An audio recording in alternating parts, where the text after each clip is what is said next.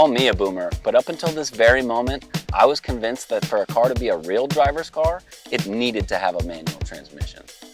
To me, driving a sports car with paddle shifters is like playing a video game with all the cheat codes on. Sure, you're going to be great at it, but where's the challenge? But lately I've been wondering to myself, is it time for me to get with the times? Am I missing out on all kinds of great driver's cars by being a manual supremacist? Today, to find out, I'm going to be driving one of the greatest driver's cars Porsche has ever made, the Porsche Boxster Spyder RS. But can we consider this one of the greatest Porsche driver cars of all time without a proper manual? Let's find out. All right, so we're finally doing this. We are. Why this car? Of all the Porsches you can buy, why this? This car, and as expensive as it is, and it absolutely drives me nuts to even say, the value that you get, the ability to get into an RS, to get a GT3 4.0 engine, and you could start well under 200 doing so, there's just no other option that's remotely there. So getting this car, of course with the GT3, there's the manual component, you know, that probably is the biggest component. But the idea to me that Porsche finally did what everyone was asking for, give us a 911 and a Boxster. So it's kind of like the Skunksworth team saying, we're not going to do a 911 engine, we're going to do the pinnacle 911. This car is such a paradoxical car. To get a GT3 engine, but to get it in such a road driving chassis like you can with this softer suspension, driving on the roads that we do 90% of the time, seeing that I wasn't taking this to the track and just blasting away, I could do the mountain roads like this and drive to the city and have fun, but to hear that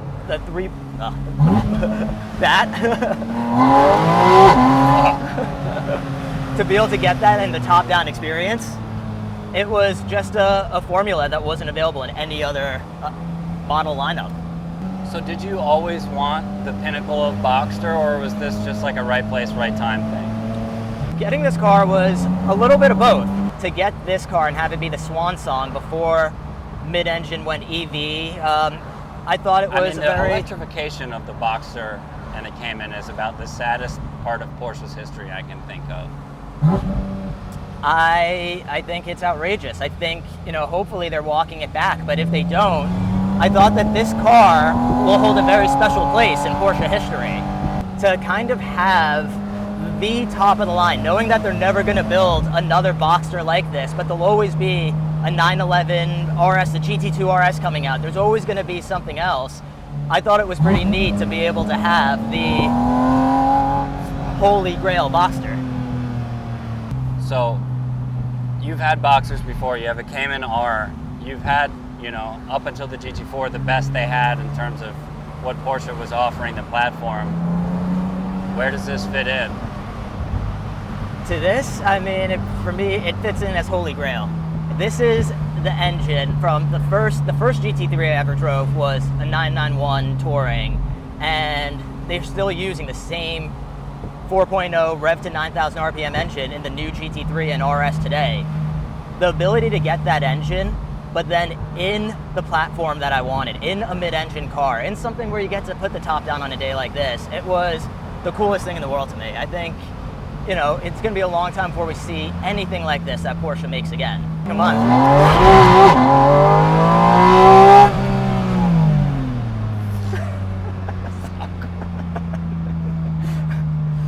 It's not unfast. It's not unfast, and it's not unfun. Being No. able to just mash your foot down and not have to worry about a misshift, not have to worry. Listen, this is coming from someone who I've experienced every catastrophic incident you can have with a car, from losing one in the Palisades fire this year to having a manual and money shifting it, and having to rebuild that entire engine and dealing with that. Manual cars, this has been, it was something I battled back and forth with. I mean, I wear a shifting tattoo on my arm. Porsche forced your hand though. They don't offer this car in a manual. They don't. If it was available, would I have taken it? Every single day and twice on Sunday. But you would have bought this car with a manual if they had offered it? I just spent 2.5 years converting a car from a Tiptronic to a G50 manual. It 100% would have gotten a manual. I mean, listen, my Instagram handle is 6 feet Psy. I have a shift gate tattooed on my arm. I think it's, as car guys, it's inherently drilled in us, that mechanical, that visceral experience, rowing through the gears, getting to do it yourself. So then what's the fucking excuse from Porsche of why not making it an option? Listen, I can't get into the R&D of their rationale behind this is the mid-engine setup, that it was physically too short to be able to fit. I don't believe that for one fucking second. All right, but that Porsche couldn't have spent the engineering time to fit on a car that they're making 2,000 cars of, you know, we'll see what the return is. But the fact that they did not make it in manual, Coop, I'm kind of excited because I would have never experienced a PDK gearbox like this. With the amount of power that this car has, with the type of driving that I do, throwing it into these corners, like I said, not having to worry about the shift. It's a different fun that I get to experience. I'm just focusing on hitting the turn. Banging down, downshifting 3 gears at once, and hearing the different tones of the engine. It's a different level of fun. It's a different kind of fun. My Cayman, the manual driving I do in it, I love that. I get on the track, I have a blast. Drive these back roads with this, and I could just get in and cruise and bang through these gears. I can't say one is more fun than the other. I could say they're different, but I can't say that one is just infinitely better. I mean, being the avid Gran Turismo player that I am, this is what this feels like right now. For better or for worse, like downshift it again. You could just do that at any point in time. I'm on the highway, I want to overtake someone. 1, 2, 3, I hit down. I want to slam my foot on the gas, goes. I hit the brakes, it gets into the right gear. It lets you focus on a different element of the driving rather than 100% me always needing to be heel toe and am I shifting and getting it right. Yeah, but I mean, to me, not that this isn't fun, which in the 5 minutes I've been behind the wheel, it's very clear that this car is fucking awesome. However, I still think it would be more fun with a manual. I think the launch control that you can do, the type of things that you can do that you just don't have to worry about, and the fact of us driving out of Bushwick this morning to get here and being in the stop and go and the rigmarole of the city, there's something nice of not every car making you work for it. In theory, I understand, but the fact that a RS Spyder is being judged by how it handles driving around Bushwick feels crazy to me, because it's one of the, that's what I said about it being paradoxical. It's the first RS that's a top down. It's the first RS that, you know. Yeah, but if Porsche has said, listen, we've detuned the suspension a little bit so it's a little softer than the GT4 RS, they're already owning up to the fact that this is not a purely track car. And if we're saying that the fact that these paddles exist is because this is an RS, which means go, you know, as fast as possible, they're kind of so maybe it was saying two things at once. I don't think it's mismonikered as an RS. I think, you know, if what we're saying is that this car was meant to be the ultimate reincarnation of the 550 Spyder. Hold on. I see where you're coming from. If this was meant to be the ultimate reincarnation of the 550 Spyder, the most minimal car they've ever built, I don't know, make it an option. Don't you feel that in a way the car is doing the hard part for you?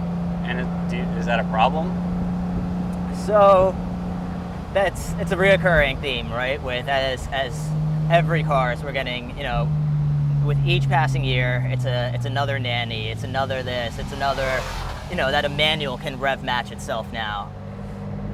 The tech that's in this car for it being a 2025, the fact that you still have an analog speedometer, you still have it's. I appreciate that there's an analog speedometer. Because I appreciate that you still turn the key for it. Turn the key. It's not a key. It's a fob. You actually don't have keyless entry to get into this. Right. There's no lane keep assist. Listen, to me, this car would be the second car under the Carrera GT if it had a fucking manual transmission. No one complains about the Carrera GT needing a flappy paddle gearbox. Coop, I make an argument that with putting the GT3 engine in here, with the way that this car drives, I think Porsche didn't put a manual in here because there would have been too many comparisons to a Carrera GT, and you can't do that with the Boxster platform. They had to, they had to, you know, nip it down a little bit. I don't think even Porsche sees it like that. Yeah, I mean, the Carrera GT, I've never driven one, but I've been in it before, and it's a fucking handful, and this car is not. And I think it's unbelievable that at the price point, the other RSs that are on the market today, that this even gets brought up in conversations with the CGT. And I really think that there was a little bit of not diluting the waters by putting a Boxster in, solidifying it in, you know, in the same arena as a CGT by giving it a manual transmission. I really do. I mean, I'd be interested to hear what the Porsche people have to say about that side of things, because the Porsche people say, listen, it's an RS, so it needs every ability to go as fast as possible. An RS hasn't been a manual for years now, right? Right, and I think that's a fucking travesty. That, like, yeah, I understand that, like, a lot of the time these are being used, or, you know, RS cars are being used as track time cars. But at the same time, like, for me to really get after this car and have fun, I gotta be doing, like, almost triple digit speeds, and right now we're just, like, clacking away on the paddles. Like, I feel it. You know, we haven't got to the real twisties yet, so there's that. But, like, I just don't know if it's possible to have a real driver's car that's gonna do all the work for you.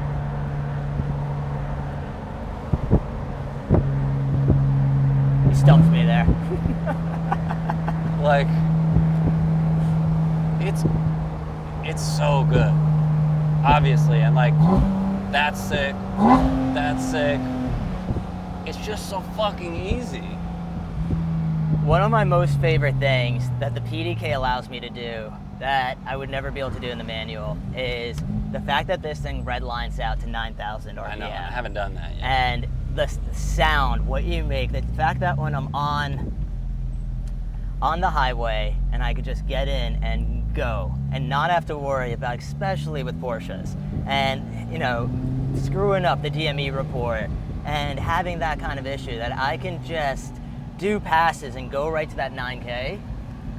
Direction that we're going, and the fact that, you know, we're going to be giving something up.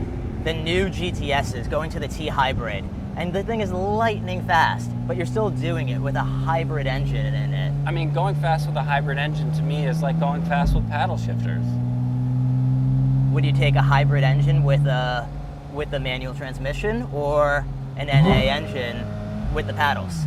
I mean, for every bit of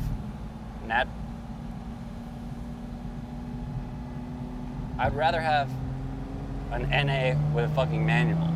Of course, but if something has to give with the direction that we're going in the world, I think this was the greatest formula they could put together with, you know, again, all the parts in the bin. What RS transmission were they going to throw into this? Did you just call this a bin parts car? Yeah. Yeah. I would say so. I would say that's what makes it so great. It's the greatest hits. I know that's the big question. Does the feel get reduced with the paddles? Is there too much tech in it to make this feel raw? I guess you have to drive faster. Because, Coop, I came off of this road shaking. Literally, my hands shaking, sweating. It scares the shit out of me. It can make you do some crazy shit and get you to this car is empowering. In the little that I've driven it so far, is that, like, it doesn't feel skittish at all. It wants to keep going fast. But like, this is the problem I have with these paddles again, is that, like, to get the use out of them, you really gotta, like, make You're talking about a few different things. The grip, you're talking about the way it's cornering, but that has nothing to do with the transmission that's in it. It, like, you know, that confidence you had going through those corners wasn't based on the transmission, right? No, You're talking... No. That's the thing. Like, as a car, as a platform, I got nothing bad to say about this car. Like, I've heard people say, oh, it's too loud. Like, shut the fuck up. you bought the wrong car if you're worried about how loud this I don't is. think anyone who owns it actually says that. No, I've seen other reviews. Yeah, I mean, to me, this is a perfectly civil car to drive around in. Like, we have it That on, lets you do some uncivil shit. we have it on full stiffness and loudness and everything, and I think this is exactly the kind of makeup of a car that I enjoy. That it's stiff but it's not like my fillings aren't being jittered out of my mouth, and it's not like embarrassing to drive around in. It's not so bumpy that like the passenger is just like getting sick. It's really, I think, the perfect balance. It could even be stiffer, honestly. Like, for what this car is, I'm surprised it's not a little stiffer. That being said, it's just compliant enough when you're in the corners and stuff that you feel the suspension start to bend away right before you lose traction. And it's kind of a nice little warning that you're reaching the limit of the car.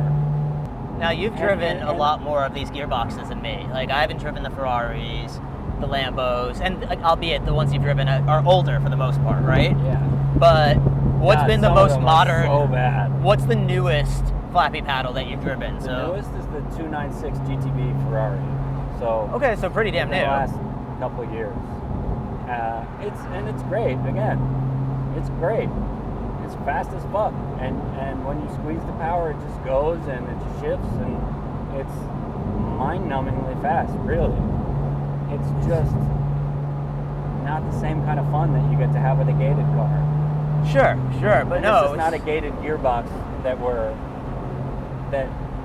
could be in this car either. So it's not really something worth talking about. We need to drive this car without the camera car. Yeah. Because that's... And so that's part of what I love, the Dr. Jekyll and Mr. Hyde aspect.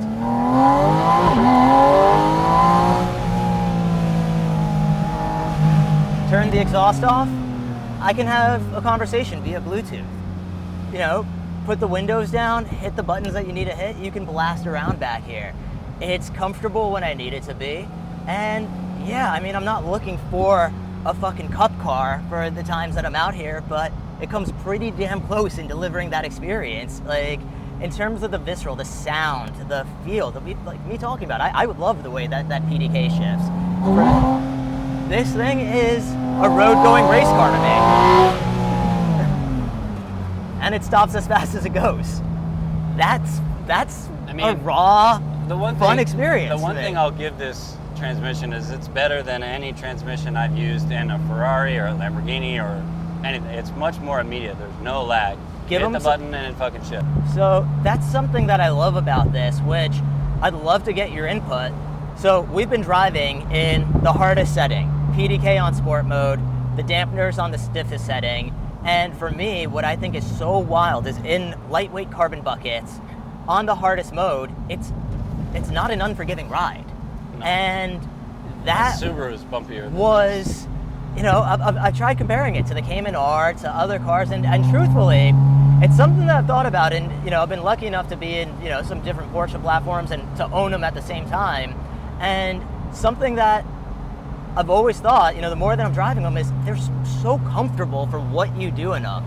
That exhaust note, the power, the grip that it has, it's a very comfortable and livable car. It's unbelievable that you're able to drive the car to the track and then, you know, drive it home through the city.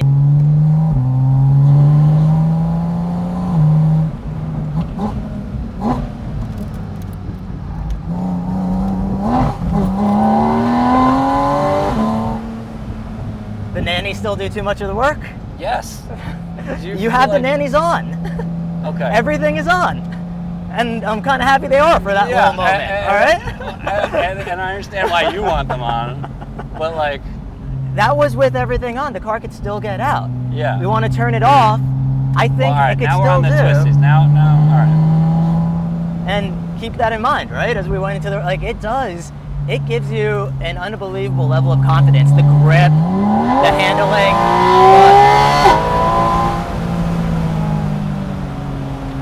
You know, it's... Woo!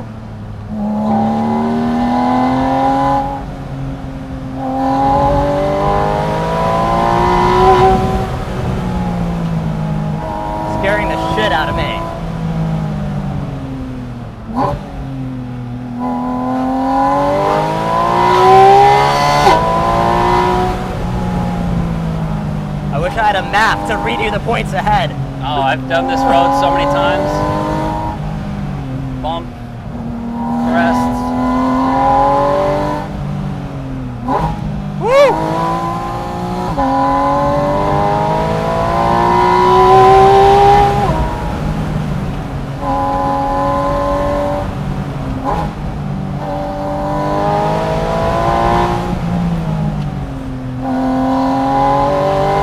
Coop, you are scaring the shit out of me. Why?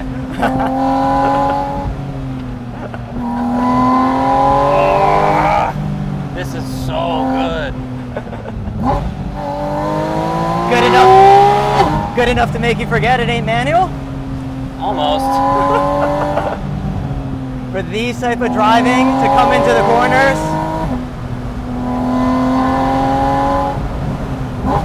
The brakes are very good.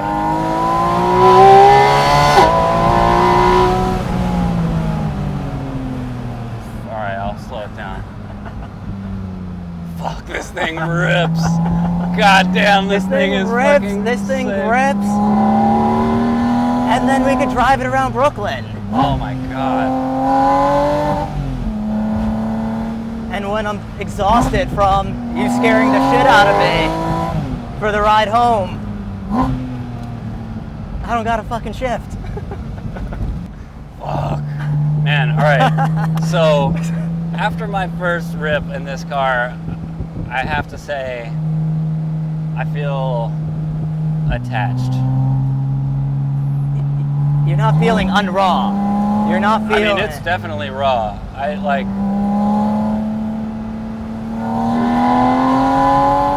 For how quickly this thing revs, for what it does, I don't know if it being manual would.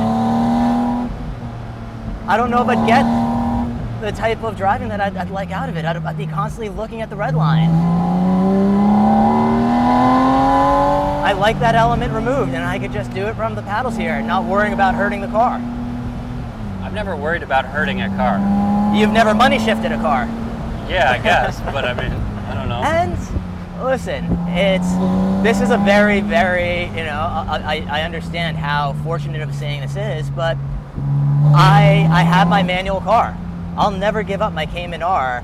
I will do everything possible to keep the Cayman R and this as my two-car solution. In fact, that's what I'm having to do right now. I wasn't expecting to keep this car. I bought it and fell in love with it. There was an element of the allocation game and getting into it to go after the GT3, right? That's everyone's goal. In buying this, the GT3 price has gone up $50,000. There's tariffs that are happening. It just, to me, it's so expensive to get into a GT3 where I have the same engine in this. I have a much nicer suspension that I could drive. I love being top down. Why spend an additional $100,000 to get a GT3 when I could keep the Cayman and drive this? I did this drive recently in the Cayman and had an absolute blast, but it was a total different experience than doing what we just did. I mean, just everything together, the top down, having the intake right in your ear, having the wind hit you. I'm telling you, doing the drive in the two different cars, I can't say one is more fun than the other. I say it's just a very different experience. And I appreciate that Porsche. Like I said, if this was in manual, I would have never experienced a PDK. I would have never got one.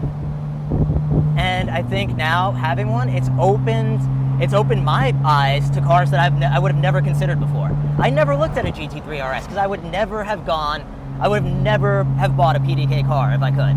I've never driven a modern. I've driven the last manual GT3 RS, whatever that one was. So what? That would have been the 997, right? Yeah, and I love that car. Did you see that one recently went for $1 million, the 4.0? That's what they're at now because of. Well, I shipped one of those from Saudi to LA overnight, but no. So I think I would rather have this car than any other modern Porsche since the Carrera GT. I thought the last manual 997 GT3 RS was that car, but this is more fun. This is better. That being said, as good as this paddle shifter thing is, I don't know. I've never driven. Sure. I've Listen, never driven one. I've never driven a Boxster Spyder with a manual, so it's hard to say.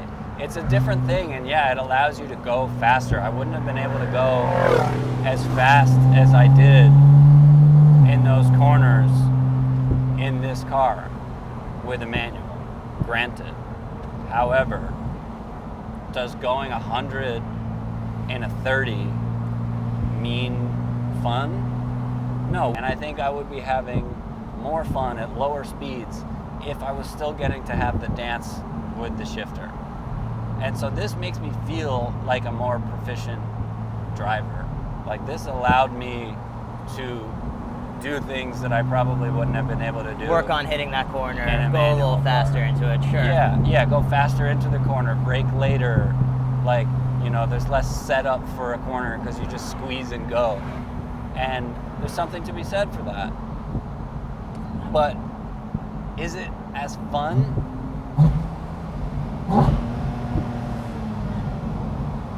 Listen, it's cool. It's different. It's its own thing.